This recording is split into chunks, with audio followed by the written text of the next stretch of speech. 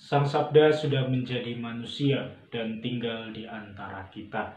Sahabat Sabda Hidup yang terkasih, jumpa kembali bersama saya, Frater Anton, calon imam Keuskupan Palangkaraya. Hari ini Selasa 20 Oktober 2020, hari biasa pekan yang ke-29. Perenungan kita hari ini diambil dari Injil Lukas bab 12 ayat 35 sampai 38. Mari kita siapkan hati dan pikiran kita untuk mendengarkan dan merenungkan sabda Tuhan.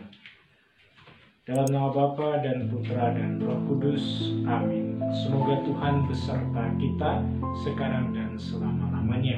Inilah Injil Yesus Kristus menurut Lukas. Dimuliakanlah Tuhan.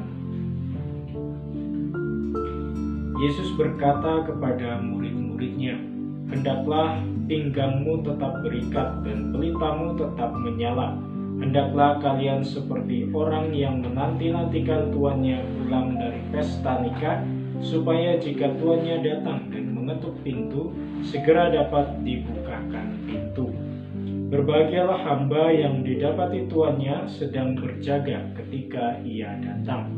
Aku berkata kepadamu, sesungguhnya ia akan mengikat pinggangnya dan mempersilahkan mereka duduk makan, dan ia akan datang melayani mereka. Dan apabila ia datang pada tengah malam atau pada dini hari dan mendapati mereka berlaku demikian, maka berbahagialah para hamba itu." Demikianlah Injil Tuhan. Terpujilah Kristus. Para sahabat Sabda Hidup yang terkasih, banyak orang mengatakan menunggu adalah pekerjaan yang membosankan.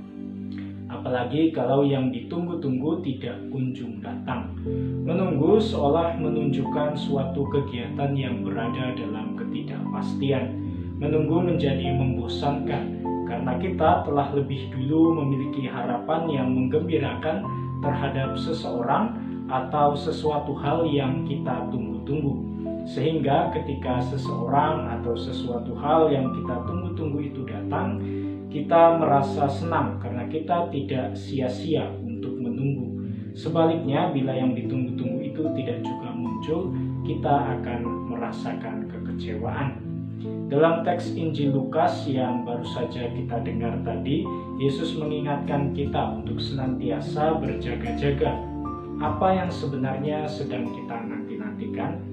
Kita sedang menantikan kedatangan Yesus untuk kedua kalinya, karena teks ini sedang berbicara mengenai akhir zaman. Kita tidak tahu pasti kapan saat dan waktunya tiba. Yang kita bisa lakukan adalah menantikan saat itu dengan kewaspadaan dan tetap berjaga-jaga. Yesus mengumpamakan saat itu seperti seorang tuan yang pulang dari pesta nikah ke rumahnya.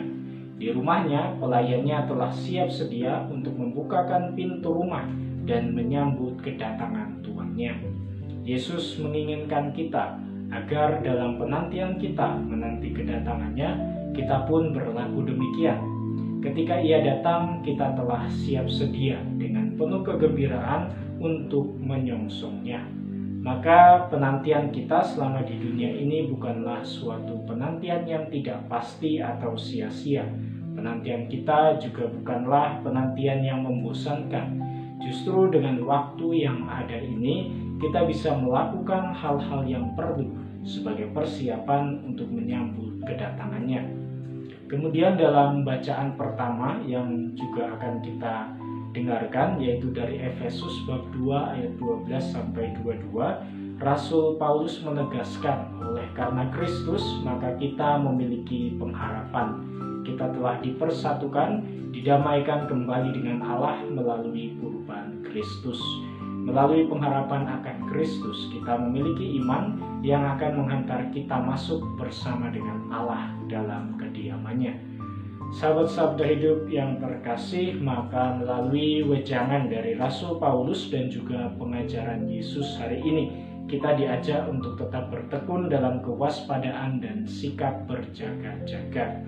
Selama rentang waktu penantian ini, ada banyak hal yang bisa kita persiapkan untuk membangun kesiapsediaan kita, yaitu dengan melaksanakan ajaran dan juga perintahnya sebagaimana telah diwartakan oleh gereja.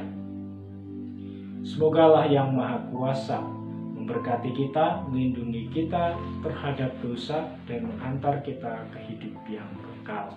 Amin. Dalam nama Bapa dan Putra dan Roh Kudus. Amin.